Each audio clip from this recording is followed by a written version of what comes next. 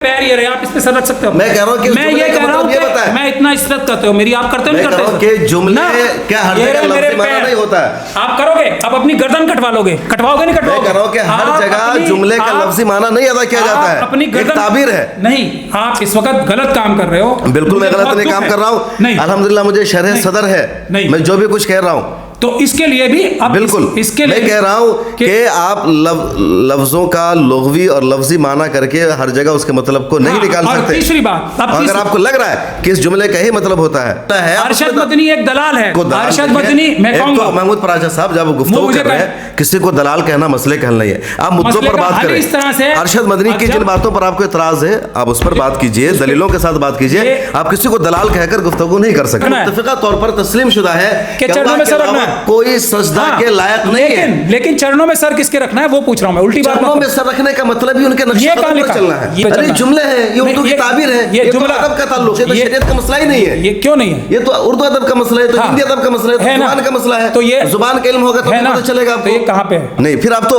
गुमराह कर रहे हैं लोगों को। आप फतवा पूछिए, मुझे डर है। आप लोग पूछे ना, नहीं आप पूछे ना, आपको जुमले पर हर कोई मुसलमान इस बात को जानता है कि अल्लाह ताला के अलावा किसी को भी सजदा जायज नहीं है, जानता है। दुनिया के हर मुसलमानों को इस बात का इल्म है ना, इस्लाम का अकीदा है।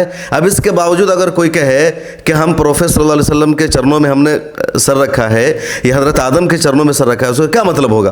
कि मतलब उनके नक्शे कदम पर चलना है, उन्होंने जो दीन लेकर आए थे उस दीन पर चल रहे हैं, उसका मतलब होगा। चरणों में सर रखने को आप कह रहे हैं कि ये शिर्क है और सजदा करना है, तो आपको बताना पड़ेगा कि इस लफ्ज़ का मतलब सजदा करना होता है। सर किताब दिखानी पड़ेगी रिटर्न में। नहीं, क्योंकि किसने कहा कि दारुल में सिखाया जाता है? आपने बोल रहे हैं ना, मैंने कब कहा? आप कासमी हो, तो कासमी होता क्या मतलब? मैंने क्या कहा? मैंने कहा कि जो जुमला है इसकी ताबीर होगी। आप अपने नजरिया को सही करार दे रहे हैं, मेरी बात का गलत करार दे रहे हैं। मैं ये कह रहा हूं ऐसे डिबेट तो नहीं होती ना, ऐसे ही होती है। ये ब्लू कलर की कमीज पहन ऐसी डिबेट सही नहीं हो सकती। जब आप अपनी बात को सही करार देंगे, दूसरी बात को गलत करार देंगे। आपकी सबकी कमी क्या है? देखिए प्रॉब्लम क्या है आपकी, आप अपनी बात को ही सिर्फ सही मान रहे हैं, दूसरे की बात आप सुनने को तैयार नहीं है। जिसमें वो ओम को अल्लाह बता रहे हैं, ये भारत का संविधान कहता है, ये इस्लाम कहता है। ये तो आप भी मानते हैं कि पूरी दुनिया एक हजरत आदम अलैहिस्सलाम की औलाद है? मुझे अल्लाह ने बताया, कुरान ने बताया, है ना, मानते हैं ना, पूरी दुनिया मानती है। अब उन्होंने ये आगे कहा कि हजरत आदम नबी थे, अल्लाह ने बताया कुरान में, इसलिए मुझे मालूम है। उससे बेहतर सोर्स क्या हो सकता है? ये कह रहा हूं ना, इसलिए हमारे सुप्रीम कोर्ट के सिटिंग जज, क्या नाम है उनका, अब्दुल नजीर, वो आरएसएस के दलाल थे। अस्सलाम वालेकुम रहमतुल्लाह, मैं हूं शम्स तबरेज़ कासमी और मेरे साथ हैं सुप्रीम कोर्ट ऑफ इंडिया के वकील जनाब महमूद पराचा साहब। मौलाना अरशद मदनी के बयान पर इन्होंने एक प्रेस कॉन्फ्रेंस की, कई मीडिया एहलकारों से बातचीत की और इस पर एतराज़ जाहिर किया। मुझे भी इनका इंटरव्यू करना था, लेकिन मैं दिल्ली से बाहर था, आज मैं मौजूद हूँ। जानने की कोशिश करेंगे कि महमूद पराचा साहब के एतराज़ात क्या है और उन एतराज़ात पर ये जो बात कर रहे हैं कहाँ तक सही है, कहाँ तक सही नहीं है। आपका कमेंट भी बहुत अहम होगा। उससे पहले आपसे भी रिक्वेस्ट है कि ज्वाइन के बटन पर क्लिक कीजिए और मिल्लत टाइम्स की मेंबरशिप ले लीजिए। मिल्लत टाइम्स का सपोर्ट होगा और इस तरह मिल्लत टाइम्स मज़ीद मजबूत भी रहेगा। महमूद पराचा साहब, आपने मौलाना अरशद मदनी के बयान पर प्रेस कॉन्फ्रेंस किया और एतराज़ जाहिर किया कि उनको ऐसा नहीं कहना चाहिए था, उनका जो बयान है इस्लाम के ख़िलाफ़ है, शरीयत के ख़िलाफ़ है, आपने शिर्क और कुफ्र तक की बात कह दी। आखिर ऐसा क्यों? भाई मैंने ये बिल्कुल नहीं कहा कि इस्लाम के ख़िलाफ़ है, शिर्क भी मैंने लफ्ज़ ही इस्तेमाल नहीं किया ना। मैंने ये ज़रूर कहा था कि भारत के संविधान के ख़िलाफ़ है, काम कर रहे हैं वो, और हिंदू राष्ट्र बनाने के लिए आरएसएस के साथ मिलकर उस मुहिम में शामिल हैं, आरएसएस के दलाल हैं, ऐसा लफ्ज़ का इस्तेमाल किया था मैंने, और वो मैं आज भी उस पर कायम हूँ और उसकी वजूहात हैं। और जो मेरी बुनियादी ऑब्जेक्शन है इस बात से, वो है जो मैंने अपने आगे भी दूसरे भी इंटरव्यूज़ में बताई है। मुझे इस बात से कोई तकलीफ़ नहीं है, मौलाना अरशद मदनी, मौलाना महमूद मदनी या कोई भी मौलाना अपना चेंज ऑफ हार्ट करें और जमीयत जो आम मुसलमानों की नज़र में उस इस्लाम को मानती है जो रसूलुल्लाह ने हमें सिखाया, उस शरीयत को मानती है जो रसूलुल्लाह ने हमें सिखाया, उस हदीस को मानती है जो रसूलुल्लाह की है। अब भारत का संविधान जो है, मुझे शम्स तबरेज़ कासमी को, मौलाना अरशद मदनी को, मौलाना महमूद मदनी को इस बात की पूरी इजाज़त देता है कि वो अपना मज़हब खुद बना लें, एक नया मज़हब बनाएं, उसको नाम दें, मनुवादी इस्लाम दें, कुछ और इस्लाम दें, उनको पूरी छूट भारत के संविधान ने दे रखी है। मेरी शिकायत उनसे ये है कि वो जमीयत उलमा हिंद में ना तो उन्होंने कोई रेजोल्यूशन पास कराया, कि हमें, और पूरी जमीयत उलमा हिंद के एक प्रेसिडेंट के तौर पे उन्होंने ये स्टेटमेंट दी कि जो मनु के चरणों में हम सर रखते हैं और सबसे कहते हैं आओ मनु के चरणों में सर रखो, ये वो इस्लाम नहीं है जो रसूलुल्लाह ने हमें सिखाया। तो इसलिए मेरा उनसे ये मुखालफत है कि वो कहें कि मैं उस इस्लाम को जो रसूलुल्लाह ने हमें सिखाया उसको मैं नहीं मानता हूँ, मैं अपना अलग मज़हब इस्लाम का बनाना चाहता हूँ, जिसमें मैं ये कहूँगा कि हम मनु के चरणों में सर झुकाते हैं, सर रखते हैं और सबसे कहते हैं आओ मनु के चरणों में सर रखो। ये बात एक बहुत बड़ी तंजीम, जो अब इस वक्त देश की सबसे बड़ी तंजीम है RSS, और RSS की जितनी भी तंजीमें हैं सारी वो मनुवादी मानसिकता की हैं। इस मुहिम पे वो भी लगे हुए हैं, वो तो लगे हुए हैं, उनके साथ साथ ये भी लग जाए, कोई मुझे प्राचा साहब, मैं समझा कि आपको मौलाना अरशद मदनी के इस जुमले पर एतराज़ है कि उन्होंने जो कहा कि मनु के चरणों में कदम हमने रखा हुआ है, एक और क्या एतराज़ है आपका? उसके आगे सुनिए।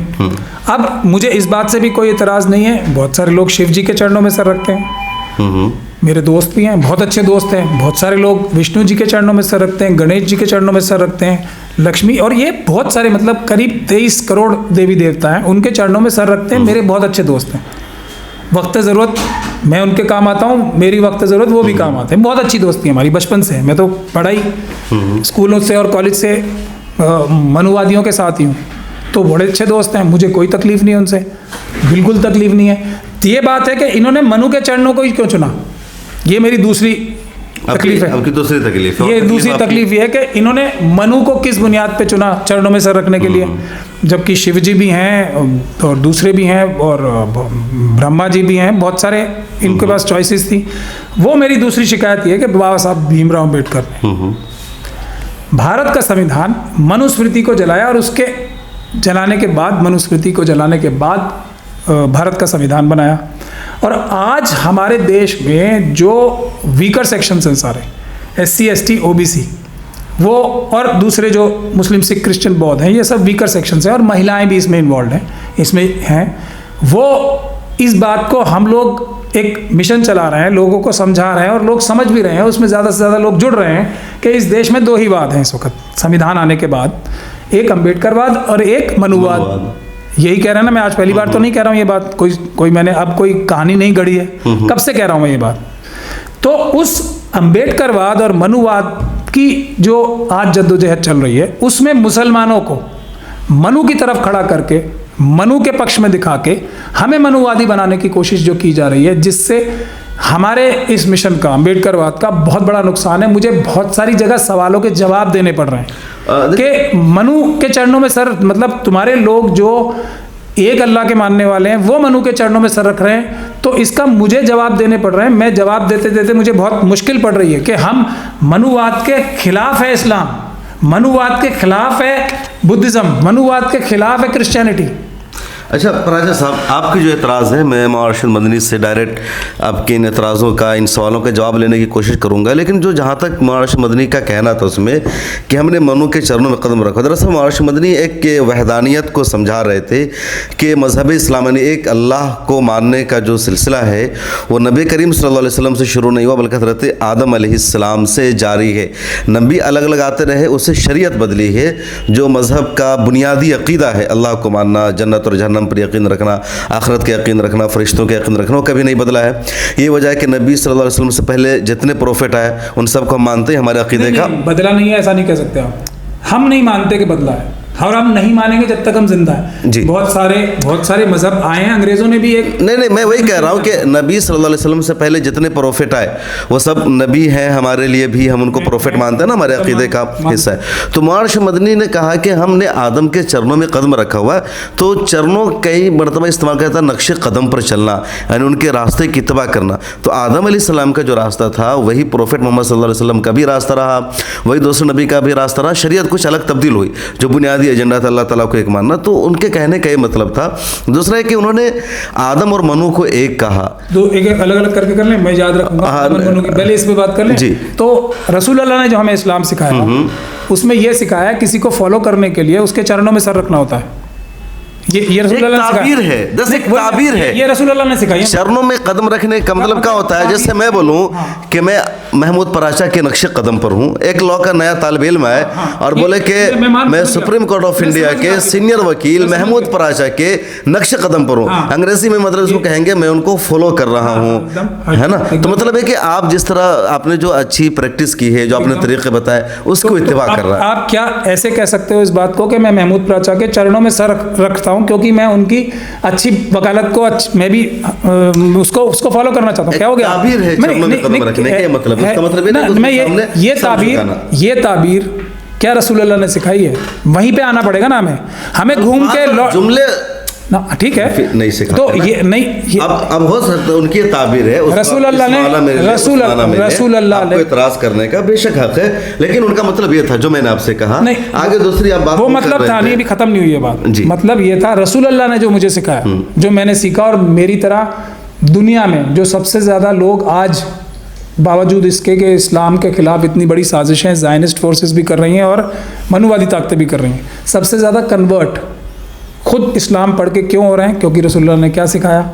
सर नहीं झुकाना है, अल्लाह के अलावा किसी के आगे तसव्वुर भी नहीं करना है, अल्लाह के अलावा सर झुकाने के जहन में बात भी नहीं लानी है, आ ही नहीं सकती। पराचा साहब, मैं वही कह रहा हूँ कि चरणों में, है ना, उनके चरणों में सर रखने का जो मतलब है कि उनके बताए हुए रास्ते पर चलना, यही दारुल उलूम देवबंद में सिखाते हैं, वो इसी तरीके से सिखाते हैं। तो मैं इससे एक उन्होंने ताबीर इस्तेमाल की, देखिए यहाँ जो एक हिंदी में या संस्कृत में जो ताबीर इस्तेमाल की जाती है उनके लिहाज से वो उन्होंने इस्तेमाल किया, लेकिन उनका मतलब ये था, एक लफ्ज के कई मतलब होते हैं, एक जुमला एक ताबीर होती है, तो उनकी ताबीर ऐसी बात। आप देखिए। अच्छा, और दूसरी बात, आप ढोल गवार शूद्र पशु नारी, ये सब ताड़न के अधिकारी, ये इसका जवाब जो मनुवादी देते हैं। तो मैं यही कह रहा हूं ना कि ये सब चीजें अब जो आप एडिशन ही बदल दिया, अच्छा, एक मनुवादी हम बदल सकते हैं क्या? हम बदल सकते हैं कुरान, वो तो कुछ भी बदल सकते हैं, उनको इजाजत है, हम नहीं बदल सकते।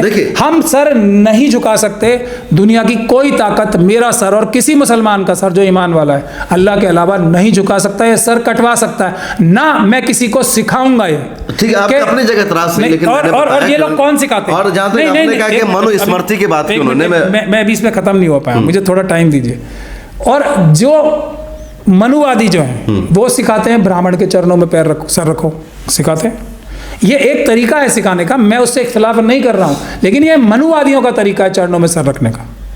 तो अब आपने इस बात की जो उनसे क्लैरिफिकेशन ले ली है या आप अपनी तरफ से अंदाजा लगा रहे हो? ये ताबीर इस तरह इस्तेमाल की जाती है, आपने उनसे पूछा है या आप अपनी यही है? अगर कोई भी बोले, जैसे आज के दौर में एक पढ़ा लिखा कोई मुसलमान बोले कि मैं प्रोफेट मोहम्मद सल्लल्लाहु अलैहि वसल्लम के चरणों पे कदम रखा हूं, मैंने सर रखा, हाँ, उनके चरणों में सर रखा है, तो नहीं, उसका मतलब ये होता है कि वो प्रोफेट मोहम्मद सल्लल्लाहु अलैहि वसल्लम के नक्शे कदम पर चल रहा है। हमारे यहाँ जो उसके लिए इस्तेमाल किया जाता है, अगर वो ये बोलता है कि मैंने प्रोफेट मोहम्मद में ये सिखाया जाता है, तो फिर मैं गुजारिश करूंगा दारुल उलूम। सुनिए तो मेरी, दारुल उलूम की बात कहां से आ गई? क्योंकि किसने कहा कि दारुल उलूम में सिखाया जाता है? आपने बोल रहे हैं ना, मैंने कब कहा? आप कासमी हो, तो कासमी हो तो क्या मतलब? मैंने क्या कहा? मैंने कहा कि जो जुमला है इसकी ताबीर होगी, बिल्कुल हमारे यहाँ नहीं, पूरे इस्लाम में ये है। अगर ये कहा, कोई ये कहा कि मैं रसूल पाक सल्लल्लाहु अलैहि वसल्लम को सजदा कर रहा हूँ, ये शिर्क होगा। कदमों में सर रखना शिर्क नहीं होगा, बिल्कुल नहीं। फतवा दे रहे हैं, एक लफ्ज कर रहा ना, अमल नहीं कर रहा ना। और मैं किसी ने ये कह दिया कि मैं उनके कदमों में सर रखूंगा, तो कदमों में सर रखने का मतलब सजदा नहीं होता है सीधा सीधा। ये कदमों में सर रखने का जो मतलब है ना, कई लोग जुमला इस्तेमाल करते हैं, सुनिए, ये आपने सीखा, मैं बता रहा हूं आपको, कई लोग जुमला इस्तेमाल करते हैं कि मैं आपके कदमों में सर रखता हूं, उसका मतलब होता है कि उनकी इज्जत करना, उनकी तौक़ीर करना, उसका मतलब ये नहीं तो सजदा करना। ये आपने कहां से? उसके लिए मुस्तकिल जो शिर्क है ना इस्लाम में, वो मुस्तकिल सजदा है। अगर कोई ये कहे कि उसको सजदा करना है तो वो शिर्क माना जाएगा, एक इस्तिलाह है। अगर कोई ये कहे, मैं मनु की जगह आदम का ही लफ्ज इस्तेमाल करता हूं, क्योंकि मनु और आदम को उन्होंने एक माना कि आओ, मैं तो आदम के चरणों में सर रखे हुए हैं हम, और आओ सबसे कहते हैं आओ, बिल्कुल। और मैं आपसे भी कहूं, सर रखने का मतलब ये नहीं कि उनको सजदा करना, ये मतलब आप निकाल रहे हैं। मैं नहीं निकाल रहा हूं, एक इस्तिलाह है, उनके रास्ते पर चलना। मैं ये कह रहा हूं कि इससे इससे इससे पूरे मतलब आपने समझा कि उसका मतलब है सजदा करो, Yes. आपने कहा शिरक है। एक मतलब वो है जो मैं कह रहा हूँ कि उसका ये- मतलब है उनके बतलाए हुए तो रास्ते पर दारुल चलना। ये दारुल उलूम से सीख के आए हो। मैं तो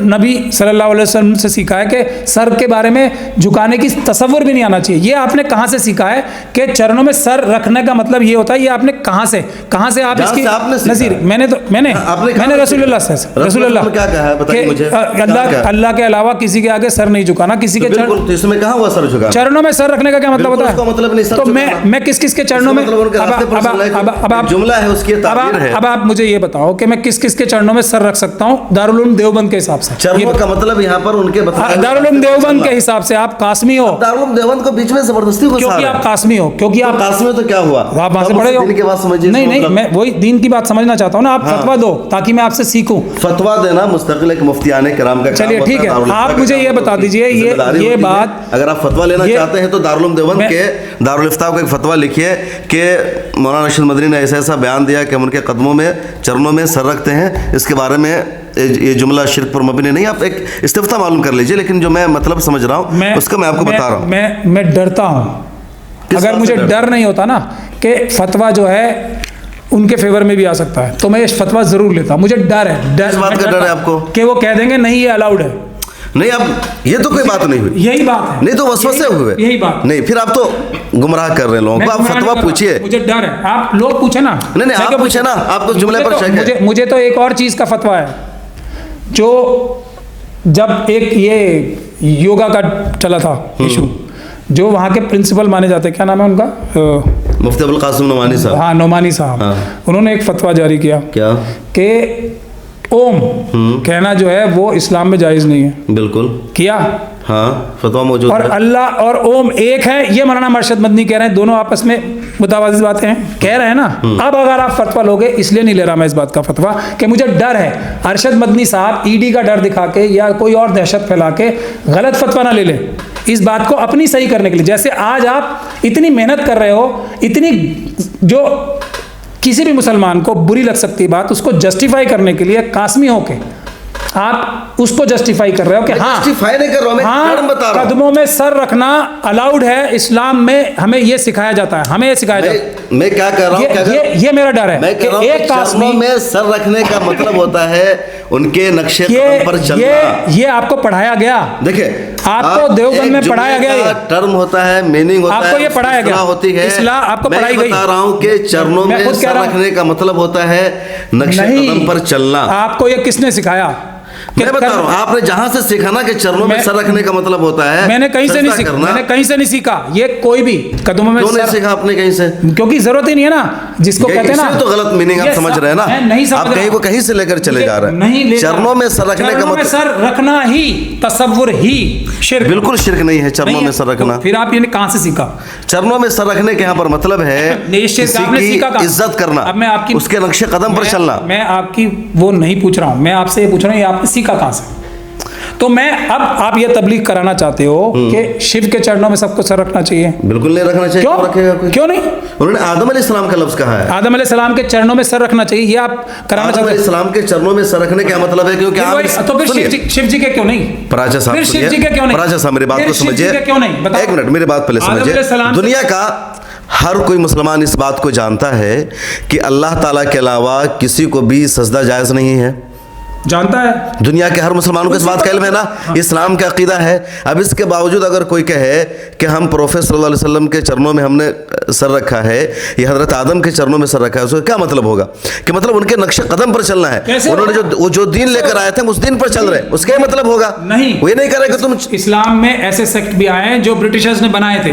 ब्रिटिश के बनाए हुए सेक्ट कोई एतबार नहीं होगा। तो फिर ये कौन है? ये क्या है? देखिए, मैंने वाज़ेह तौर पर बताया कि ये एक वाज़ेह अकीदा है इस्लाम का कि अल्लाह के अलावा किसी को सजदा जायज़ नहीं है, और इसके बावजूद ये जुमला कहा जा रहा है। इसका मतलब है कि उनके बतलाए हुए, उनके लाए हुए दीन पर वो चल रहे हैं, उसकी दावत दे रहे हैं। ये गलत बयानी कर रहे हो आप। यही मैं कह रहा हूँ ना। मैं गलत बयानी नहीं कर रहा हूँ। इस जुमले का मतलब यही होता है। जुमले का मतलब कहाँ से? खैर वो आपकी समझ है। देखिए, नहीं, आपकी समझ है, ये मेरी समझ है। मैं तो ये कह रहा हूँ कि मेरे हाथ में ये सफेद रंग का कागज है, मैं ऐसी बात कर रहा हूँ। मैं क्या कह रहा हूं कि मनु के चरणों में सर नहीं रखूंगा, कोई मुसलमान नहीं रख सकता, ये इस तरह की वाज़ेह बात है। अब आप इसका ये बता रहे हो कि इसका मतलब ये सफ़ेद कागज़ का मतलब ये होता है कि ये सफ़ेद नहीं है, इसका मतलब ये होता है कि इस पर कुछ लिखा हुआ भी है।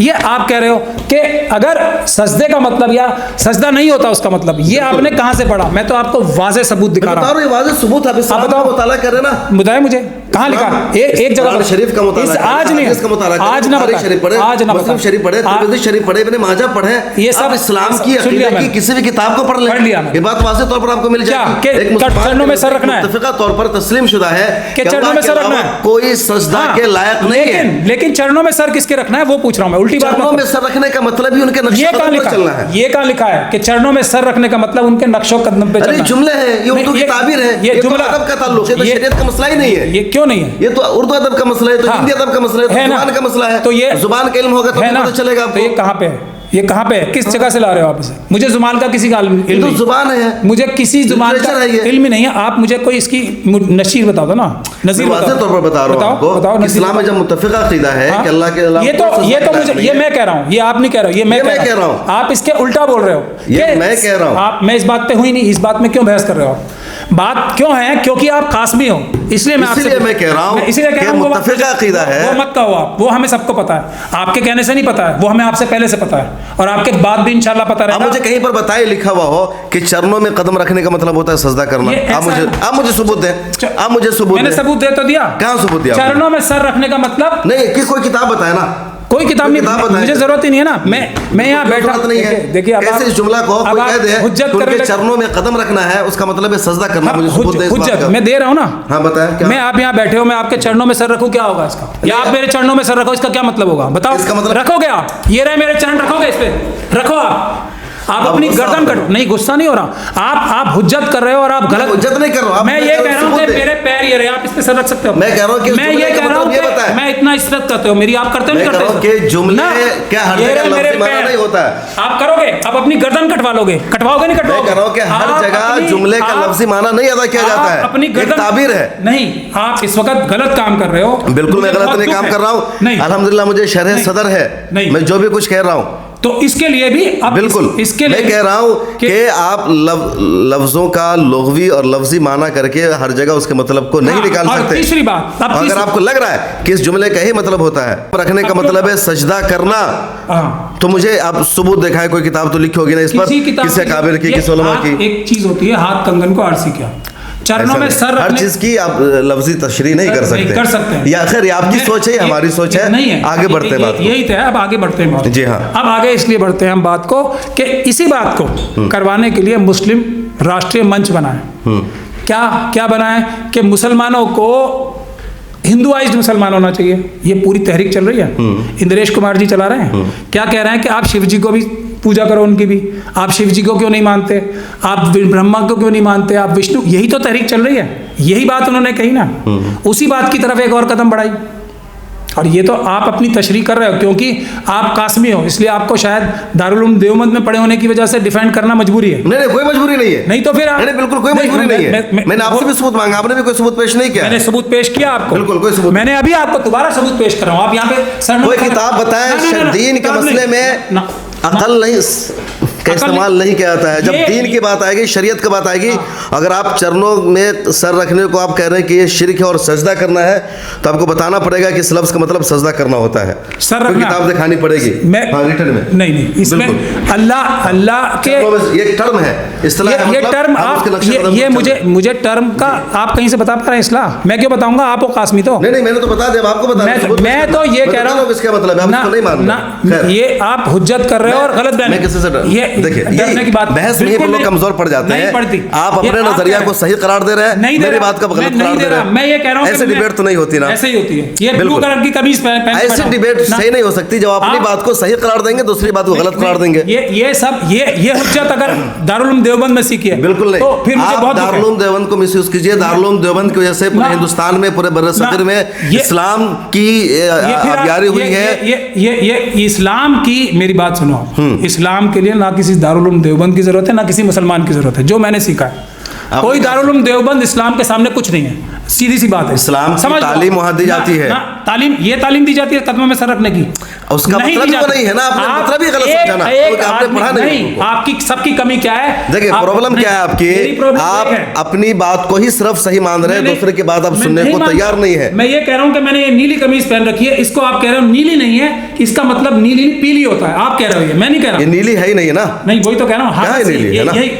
यही बात है। अब मिसाल ही गलत दे रहे हैं ना। वही कह रहा हूँ ना, ये नीली है ही नहीं, यही आप कह रहे हो, क्योंकि बिल्कुल नहीं, मैं ये कह है रहा हूं। हुज्जत। खैर, अब चलिए मैं आगे बढ़िए, आप जो अपनी मैं आप आगे दारुल उलूम देवबंद की बात मैं ये कर रहा हूँ कि दारुल उलूम देवबंद में ये नहीं पढ़ाया जाता क्या नहीं पढ़ाया जाता? जो मौलाना अरशद मदनी कह रहे हैं, बिल्कुल नहीं पढ़ाया जाता, ये मेरी जानकारी के हिसाब से। हाँ, आप बिल्कुल। इसको कहो, कुछ भी कहो, मैं नहीं मानूंगा। एक आदमी के पीछे आप पूरे दारुल उलूम को दांव पे लगा रहे हो, ये है आपकी गलती। दारुल उलूम के देवबंद किसने यहाँ पर बात अरशद मदनी कौन है दारुल उलूम देवबंद के सामने, ये है सवाल। की? दारुल उलूम अरशद किसने क्या मदनी मामला है? एक आरएसएस का दलाल है।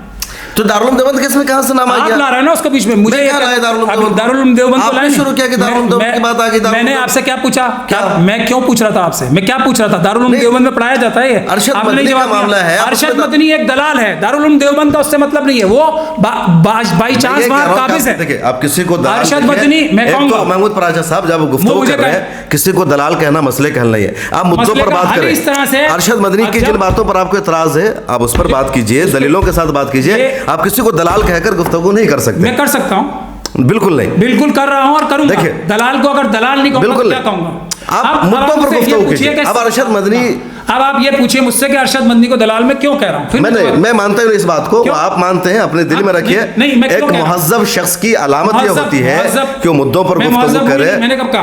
तहजीब के दायरे में अरशद- बातचीत की जाए जी, ठीक है। मैं- दलाल आपके दिल में, आप कहिए अपनी जगह, देखिए, लेकिन आप दलाल आपको जिस दलाल- बात पर एतराज है उस पर आप गुफ्तगू कीजिए। दलाल का लफ्ज एक हमारे वो हैं आजम खान साहब, उन्होंने अमर सिंह जी के बारे में एक बहुत बात कही थी, दलाल और कुछ और को, मैं वो लफ्ज़ का इस्तेमाल नहीं कर रहा, वो जो नाजेब लफ्ज़ होता है उसका इस्तेमाल नहीं कर रहा हूँ। दलाल तो वो हैं, इसीलिए मैं दलाल का लफ्ज़ यूज़ कर रहा हूँ। देखिए आप क्यों? देखिए मुद्दों पर बात कीजिए, जो मुद्दा ही है ना, हाँ, दलाल होना मुद्दा नहीं है। उनकी आप पूछो तकरीर दलाल के क्यों? जिस बात पर एतराज है उस पर बात तकरीर से कीजिए। मुझे इसलिए है कि तकरीर एक साजिश का हिस्सा है, हाँ। उस साजिश के तहत वो काम कर रहे हैं, जिसमें वो ओम को अल्लाह बता रहे हैं। ये भारत का संविधान कहता है, ये इस्लाम कहता है कि इस काम पे लग जाए आप। और किस जगह कह रहे हैं? पूरे मुसलमानों को बुला के इकट्ठा करके, और कुछ आरएसएस के मुसलमानों को बुलाकर के उन्होंने तो ये भी कहा ना क्या क्या कहा कि सबसे पुराना जो दुनिया का मजहब है, ये मुसलमानों को बताने की बात है, जाके आरएसएस की मीटिंग में बताने की बात मुसलमानों है। को बताने की बात है ना, मुसलमानों की बताने की कि बात भाई है। तुम जिस दीन पर हो यही असल दीन है, तुमको घर वापसी की जरूरत नहीं, उन लोगों को घर वापसी की जरूरत है। तो तुम सही हो, मुसलमानों को हिम्मत दे रहे हैं, हौसला दे रहे हैं, मुसलमान एक मैसेज दे रहे हैं। यही कह रहे हैं ना कि तुम लोग आज के दौर में जब मुसलमानों को लगातार कमजोर किया जा रहा है, उनकी हौसला शिकनी की जा रही है, उनको डराया जा रहा है, बार बार घर वापसी का नारा दिया जा रहा है, कहा जा रहा है तुम हिंदू हो, ऐसे वक्त वो कह रहे हैं कि तुम सारे के सारे तुम जिस दिन पर हो सही हो, क्या हो? उनको घर वापसी की जरूरत है, तुमको नहीं। हाँ, किसको घर वापसी की जरूरत है? कहाँ पे? मतलब घर वापसी करनी जरूरी जो है। दीन हनीफ पर नहीं, जो अल्लाह को नहीं मानते हैं, जो रसूलुल्लाह को नहीं मानते, उनको घर वापसी की जरूरत है। तो उनको ये बात कही उन्होंने साफ तौर पे, ये तो कहा उन्होंने, ये कहा है। ये अभी तो आप मैसेज उनकी दिया उन्होंने। ये मैसेज, अब फिर वही अंदाजा, मैसेज जो गया वो ये है कि अल्लाह और ओम एक हैं। अल्लाह की जगह ओम का भी लफ्ज इस्तेमाल हो सकता है। ये MRM मुस्लिम राष्ट्रीय मंच इस पर तहरीक चला रही है बड़ी, कि कल को अजाने अल्लाह के नाम से ना हो, ओम के नाम से हो। इसलिए मुझे तकलीफ है। ऐसा नहीं हो ऐसा ये आप आज कह रहे हो ना, ये- ऐसा किसी ने सोच लिया था कि ये ओम और अल्लाह को एक कहेंगे, जबकि फतवा है कि सोच लिया था किसी ने, ऐसा किसी ने सोच लिया था कि बाबरी मस्जिद के लिए कॉम्प्रोमाइज कर लेंगे, ऐसा किसी ने सोच लिया था किसी ने, देखिए। ऐसा किसी ने सोच लिया था कि बाबरी मस्जिद कॉम्प्रोमाइज करके ये कहेंगे अदालत का फैसला आया और हमने पहले ही कह दिया था कि हम तो अदालत का फैसला मानेंगे। देखिए अल्लाह ताला का वो इसमें जाती है अल्लाह, और उसकी एक लफ्ज, एक नुक्ता और एक इनसे भी है ना, दुनिया की कोई बड़ी से बड़ी ताकत छेड़छाड़ नहीं कर सकती है। ये तो मुझे पता है। अजान जिस हाल में है उसी हाल में क़यामत रहेगा। ये किसने और कहा आपको? किसी की साजिश कभी कोई कामयाब नहीं हो सकती है। इंशाअल्लाह नहीं होगी, और अरशद हाँ। मदनी की भी नहीं होगी, यही कह रहा हूं मैं। इसलिए आप हम लोग बेफिक्र रोकेंगे। रहे हैं। मैं बेफिक्र उन्होंने एक मिसाल के तौर पर समझाने की कोशिश की। हो सकता है आप इस पर एतराज करें कि अल्लाह ताला के लिए ओम का लफ्ज इस्तेमाल करना गलत हो सकता है, सही नहीं, आपकी इस पर दलील है। आपको लगता है कि मैं बेफिक्र नहीं हूँ? आपको किसी तरह से भी ऐसा लगा कभी भी? इतने टाइम में आपने मुझे देखा नहीं, आप कह रहे हैं कि अजान तैयार की जा रही है, ये मैं हो रहा है। बेफिक्र हूँ, क्योंकि हम नहीं होने देंगे, अल्लाह नहीं होने देगा। हम तो एक छोटे से प्यादे हैं। बेशक हमें भी अभी अल्लाह ने इसी दुनिया में पैदा कर रखा है अरशद मदनी के साथ, महमूद मदनी के साथ, और आप ये सब उनकी डिफेंस जो कर रहे हैं ना। मैं उनका डिफेंस नहीं कर रहा हूँ। और क्या इससे बड़ा डिफेंस क्या होगा? मैं उनका डिफेंस नहीं कर रहा हूँ। इससे बड़ा डिफेंस एक सहाबी। अब हम मैं बता रहा हूँ क्यों कहते हैं, गोदी मीडिया क्यों कहते हैं? देखिए, मैं उनका बिल्कुल डिफेंस नहीं कर रहा हूँ। मैं बता रहा हूँ कि इस जुमले का एक मतलब ये है, एक मतलब वो है जो आप समझ रहे हैं। मैं आपके मतलब को गलत नहीं कह रहा हूँ। तो अभी आपने मुझे इतनी देर से मुझसे आप बहस कर रहे हैं। नहीं, मैं कह रहा हूँ कि एक मतलब ये भी हो सकता है, एक मतलब वो भी हो सकता है। मैं आगे चल रहा हूँ ना बाबा, आगे चलते हैं। एक गोदी मीडिया है, अर्नब गोस्वामी जी, ये गोस्वामी, वो गोस्वामी, फलाना गोस्वामी, पता नहीं कौन कौन है, ठीक है। भारत देश की 2000 किलोमीटर जगह चाइना ने छीन ली। ऐसा सारे सबूत बता रहे हैं, इस तरह से जैसे मैं आपको ये बता रहा था सफेद कागज। अब मोदी जी क्या कहते हैं कि वो ना 1 इंच किसी ने भूमि ली ना ली। उससे पहले के वो कहते हैं, सारे जितने ये क्रिमिनल मीडिया वाले हैं ना, अपनी तरफ से बोल रहे थे कि मोदी जी से बहादुर कोई आदमी नहीं है, मोदी जी ने चाइना को ये नहीं लेने दिया। मोदी जी से अभी तक किसी ने पूछा ही नहीं है कि 2000 किलोमीटर गई या नहीं गई। अभी उसके बाद जो उनका वो झूठा बयान आया था, उसके बाद आप खुद ही मोदी जी के स्पोक्स पर्सन बन के उनके बारे में, उन्होंने इसका मतलब ये था, उसका मतलब ये था, अगर उन्होंने सबका साथ सबका विकास कहा तो उसका मतलब ये था। ये खुद के खुद अपनी तरफ से बगैर मोदी जी से पूछे सब उसकी बयान की तशरीह और डिफेंड करते हैं, नहीं करते? हाँ या ना में जवाब दीजिए। करते हैं या नहीं करते? करते हैं या नहीं करते? सच और झूठ का फैसला अभी हो जाएगा। शम्स तबरेज़ कासमी साहब, मैंने बताया कि इस जुमले का मतलब ये होता है। मैंने ये नहीं कहा, मैं आपको कह रहा हूं, मैं अरशद मदनी, ये देखिए फिर वही बात मैं आपको कह रहा हूं। मैंने क्या कहा आपसे? मैंने कहा कि ऐसे जुमले जब बोले जाते हैं तो उसका मतलब ये होता है। मैं आपसे सिर्फ सीधी मैंने ये भी कहा कि उनके जहन में इस जुमले का क्या मतलब था, मैं उनसे पूछ कर बताऊंगा, उनसे पूछूंगा। मैंने शुरू में कहा, मैंने क्या कहा, मैंने शुरू में कहा, मैं इस तरह मैंने कहा कि उर्दू की ताबीर है, ये जुमले हैं, इस्तेमाल किए जाते हैं हिंदी और उर्दू में, और उसका मतलब ये हो मैं आपके ऊपर तो अभी आया नहीं, भी आऊंगा।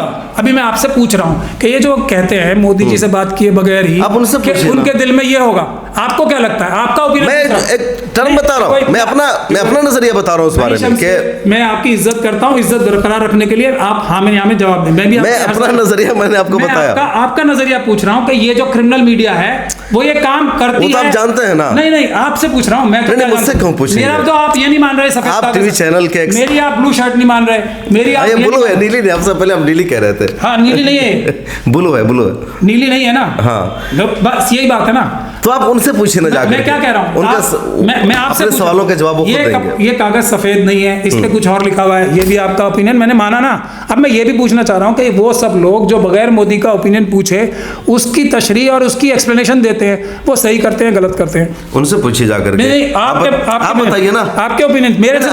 मेरे से तो गलत करते हो और मुझे दुख इसी बात का हो रहा है, वही काम आप कर रहे हो अरशद मदनी के लिए। मैंने बिल्कुल वही काम मैंने कहा कि मतलब ये भी होता है। पहला काम ये, अब आपका काम आगे। मेरे से इंटरव्यू करना इतना आसान काम भी नहीं है। अब आपका काम पहला ही है, पहले तो आप जाके उनसे पूछो कि आपका मतलब ये था या नहीं। वो तो मैंने शुरू में कहा कि मैं पूछूंगा, अभी तक नहीं पूछा ना। आपने शुरू में कहा, आपने प्रिज्यूम कर लिया कि अरशद मदनी ने ये कहा होगा। बिल्कुल नहीं, मैंने आपसे कहा कि देखिए आप चीजों को गुड़मुड़ कर रहे हैं। मैंने कहा कि उनसे पूछूंगा उनका मतलब क्या था। मैंने उसमें अपना ऑब्जर्वर बताया कि इस तरह के जुमले की ताबीर ये होती है। मैंने ये कहा आपसे, ये होती है ना। हाँ, लेकिन मैंने ये नहीं कहा कि उनके मन में क्या था इस जुमलों को लेकर के। मैंने कहा उर्दू में जब इस तरह के जुमले कहे जाते हैं तो उसका मतलब ये होता है। मैंने आपसे ये कहा, ये आपने कहा, मैंने मान ली बात आपकी, लेकिन आपने मुझसे इतनी ज्यादा ये बात क्यों कही, बार बार रिपीट करके क्यों कही? मैंने नहीं रिपीट किया, आपने बार बार रिपीट किया। मैंने नहीं किया, आपने भी किया। मैंने कहा कि एक उस जुमले का मतलब ये है, एक मतलब वो है जो आप बता रहे हैं, एक जुमला वो उनके मन में क्या था। हाँ, तीसरा लेकिन आप इस बात में एक ही होगा ना।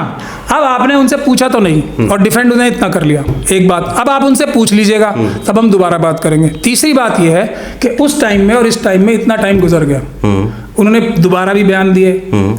ये जो जितने क्रिमिनल मीडिया उस पर कई जगह उनके बयान आए। इससे भी शक होता है कि जो क्रिमिनल मीडिया पे जाने लगे और उसको बुलाने लगे तो वो होता आरएसएस का आदमी। ये भी मेरी एक सबूत और है। तो उसमें भी उन्होंने जाके इस बात को उसी तरीके से दोहराया। ये पूछा आपने कि उमर अल्लाह को फिर वही बात कह रहे हो, फिर वही कह रहे हो आप, ये क्यों कह रहे हो आप? ये इससे क्या अंदाजा लगता है?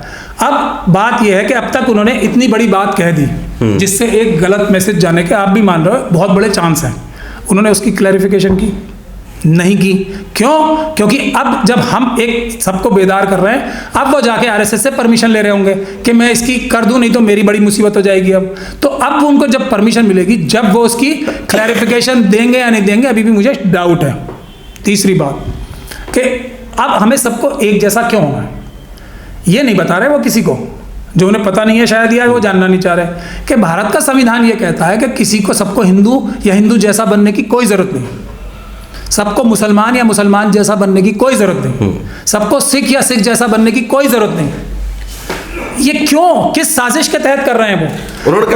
उन्होंने यही तो कहा है ना कि हम भी तो वही हैं जो वो हैं। उन्होंने तो ये कहा कि हम सब का नजरिया है, हाँ वो क्या है, तुम्हारे जैसा ही है ना, ओम और अल्लाह एक और मनु और आदम एक, ये नजरिया है कि सबको एक जैसा होना है। ये इस्लाम का नजरिया। मैंने उनकी स्पीच, हाँ बताइए, उन्होंने स्पीच में कहा कि हमारा अकीदा है कि हज़रत आदम अलैहिस्सलाम पहले शख्स है जो ज़मीन पर आए, अल्लाह ताला उनको भेजा।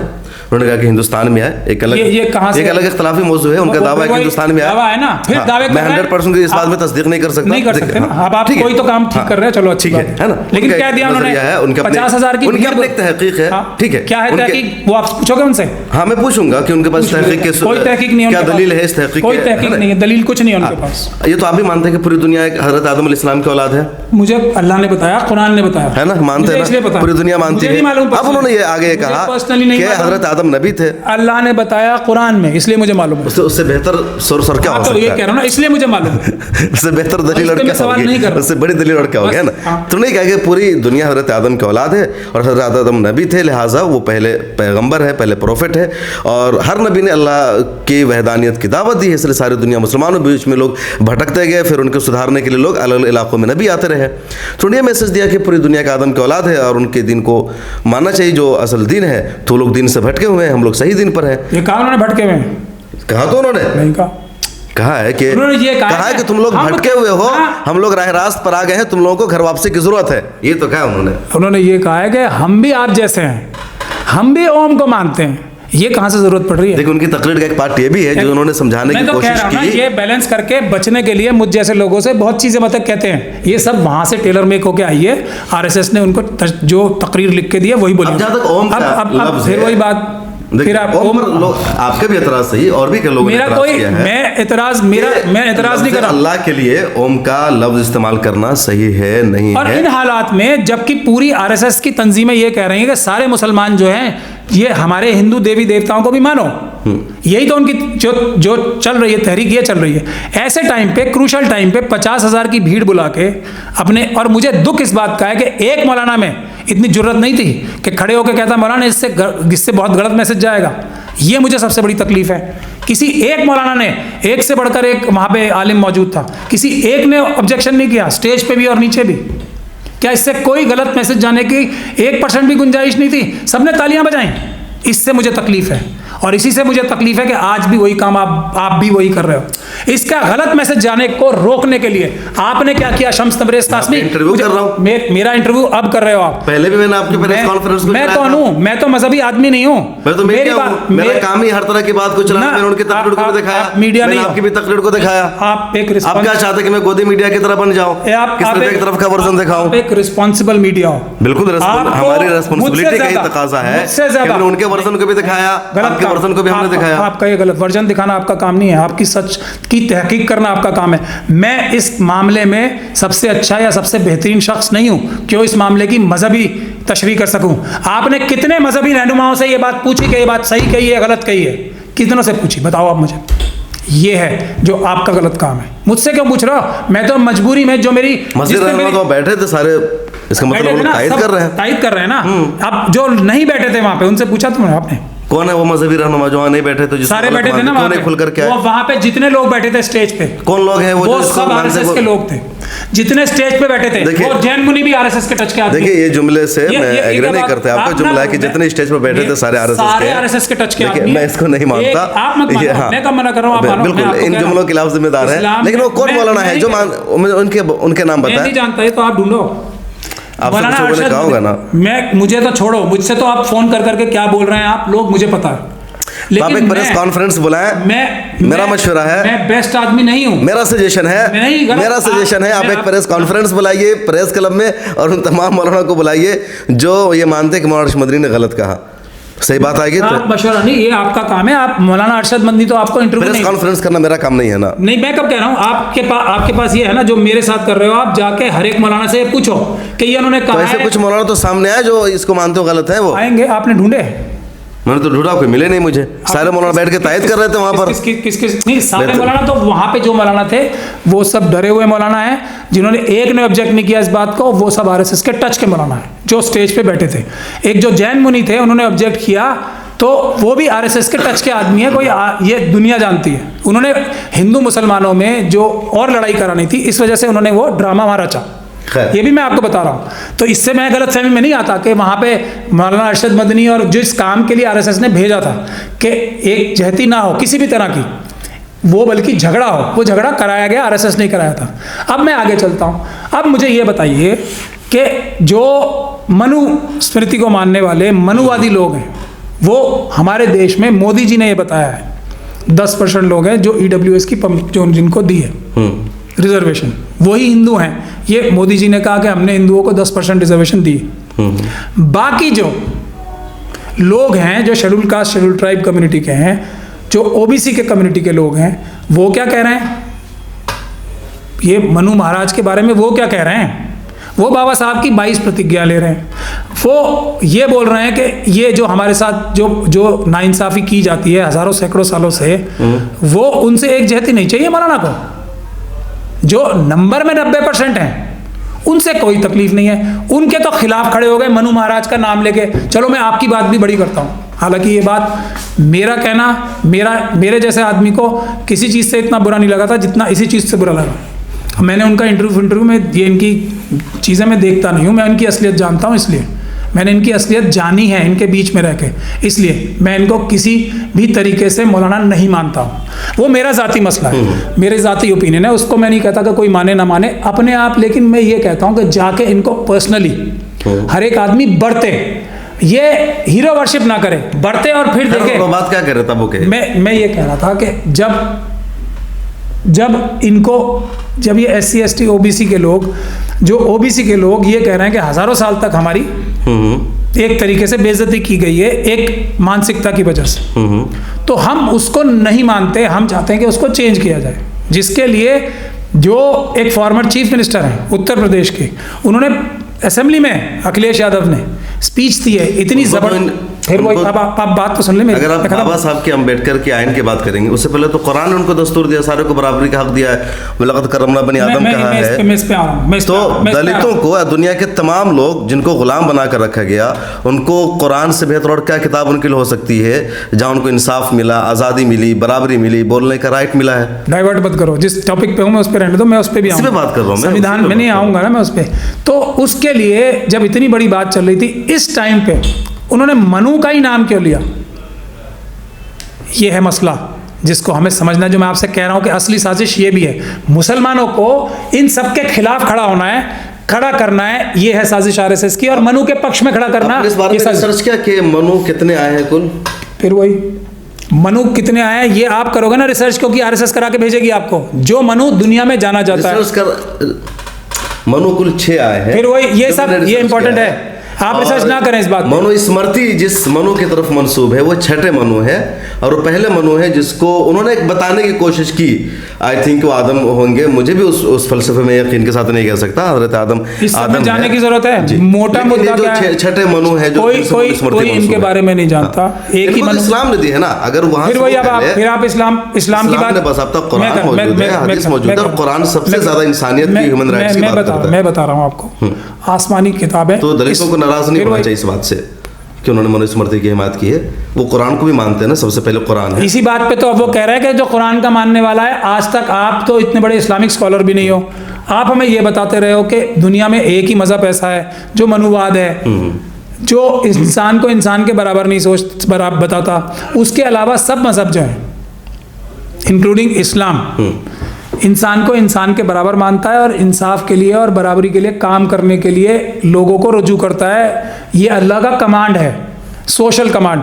अल्लाह को किसी को, मैं तो ये बात करता हूँ कि अल्लाह को किसी की इबादत की ज़रूरत थोड़ी है, बेशक बिल्कुल नहीं है। ना हमारी नमाजों की, ना रोज़े की, ये तो सब हम अपने ज़ाती फ़ायदे के लिए करते हैं। क्योंकि जो हमारी किताब जो हम खुद लिख रहे हैं, जो आप बताओगे कि हमारे जो दो फरिश्ते अमाल के लिए बिल्कुल, वो हम अपने काम के लिए, अपने लालच में कर रहे हैं कि हमारी जो आखिरत है सुधरेगी। अल्लाह को किस चीज़ की ज़रूरत है? अल्लाह हमसे क्या तवक्को करता है जिसकी वजह से ये हमारे अमाल लिखे जाते हैं कि हमने इंसानों के साथ इंसाफ और बराबरी के लिए काम किया नहीं किया। ये मैं इस्लाम मैं बताता हूँ, इससे ज़्यादा मुझे इस्लाम आता भी नहीं है। नहीं तो उनको कहिए, ये बुनियाद है, ये रूह है, मैं कहूँगा। लेकिन ये क्या इन्होंने शर क्या फैलाई है, मैं उसकी तरफ इशारा कर रहा हूँ। जो हमारा काम, जो बाबा साहब डॉक्टर भीमराव अम्बेडकर की बात मैं करता हूँ, उन्होंने ये जो कॉन्स्टिट्यूशन बनाया है ना, इसमें हर एक वो बात है जो इस्लाम कह रहा है, इंसाफ और बराबरी के सोशल मैसेज जो है। उनको कहिए ना कि इस्लाम का जो आइन है वो कुरान है, वहाँ मौजूद है सारी तो चीज़ें। मैं कह रहा हूँ ना, तो मैं कह तो रहा हूँ, लेकिन वो अगर एक हमारा संविधान हमको सबको एक रास्ता दे रहा है। मदनी इस्लाम नहीं है ना, वो करेक्ट शख्सियत है। उन्होंने अपना एक नजरिया पेश किया है। उनकी कुछ बातों से इत्तेफाक किया जा सकता है, कुछ बातों से इत्तेफाक नहीं किया जा सकता है, वो इंसान है। हाँ, अब हम ये उनको समझाने के लिए हमें, लेकिन इमेज क्या बनाती है सरकारी मीडिया, ये जो क्रिमिनल मीडिया है, कि वो इतने बड़े मौलाना है, ठीक है, इतने बड़े मौलाना है, वो जितने बड़े हाँ हो। तो अब हमारा काम मुश्किल होता है ना कि प्राचा साहब आप तो मजहबी आदमी नहीं हो, मनु जो इस्लाम धर्म के मानने वाले हैं वो तो मनु के चरणों में सर झुकाए बैठे हैं, और हमारी तो बुनियादी जो परेशानी है वही मनुस्मृति से आती है, मनुस्मृति की मानसिकता से आती है। ये क्या हो गया? इसका जवाब मैं कैसे दूं, ये बता दो आप। इसके अलावा मेरे पास क्या रास्ता था कि मैं ये आइडियल कुरान है और कुछ नहीं है। ये मौलाना अरशद मदनी जो है दलाल हैं आरएसएस के, इसलिए ऐसी बात कह रहे हैं। इसके अलावा मेरे पास क्या रास्ता बचता है, बता दें। अब जो भी रास्ता बचा, यही रास्ता है ना। और मौलाना अरशद मदनी ज़रूरी है, या मुल्क में जो मजलूम है उनकी लड़ाई जद्दोजहद जो इस्लाम ने और हमारे संविधान ने सिखाई है वो ज़रूरी है। मौलाना अरशद मदनी को माफ़ी नहीं मांगनी चाहिए थी। अब कुरान का नाम नहीं लेते, कुरान ने मजलूमों के खिलाफ लड़ना सिखाया। ये है वो जो आप गोदी मीडिया का काम कर रहे हो। नहीं, गोदी मीडिया का क्या काम हुआ? दिखाओ, सबसे ऊपर दिखाओ, एक मिनट आप ऊपर दिखाओ, ऊपर दिखाओ, सबसे पहले ऊपर दिखाओ ना, एक मिनट आप कैमरा करके ऊपर, सबसे ऊपर ला इलाहा इल्लल्लाह मुहम्मदुर रसूलुल्लाह। ये मेरा ईमान है। अच्छा, और इसी की वजह से मुझे इख्तिलाफ है अरशद मदनी से भी। समझ गए आप? तो ये संविधान में इसलिए कह रहा हूँ कि ये संविधान के बारे में जो गलत फहमियाँ फैलाई जाती हैं ना, जो बने बिना पढ़े लिखे लोग, ये संविधान ही मुझे इजाज़त दे रहा है कि मैं ये कर सकूँ। ये संविधान मुझे ताकत दे रहा है, और ये संविधान हम सब ने मिलकर, हमारे बुजुर्गों ने बनाया है, ऐसा बनाया है, उसका जरिया बाबा साहब बने कि मैं आज या खड़े बैठ के या आराम से कह सकूं। उसी साजिश, उसी जो